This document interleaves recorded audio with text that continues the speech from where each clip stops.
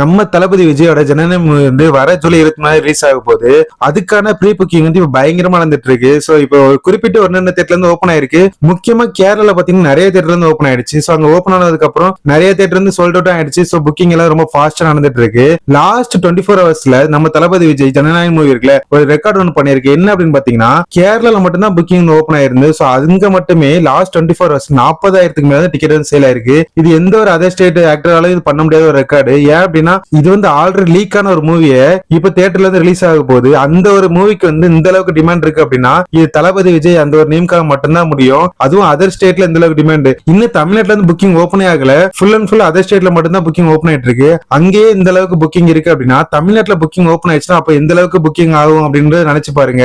இப்போ ரீசெண்டா பாத்தீங்க அப்படின்னா மதுரையில கோபுரம் சினிமாஸும் சோலாமலை சினிமாஸ் 2 தேட்டர் இருந்து ஓபன் ஆயிருக்கு. இதே மாதிரி கேஜி சினிமாஸ்ல இருந்து 11 மணிக்கு ஓபன் ஆகும் அப்படின்னு சொல்லி அப்டேட் கொடுத்திருக்காங்க.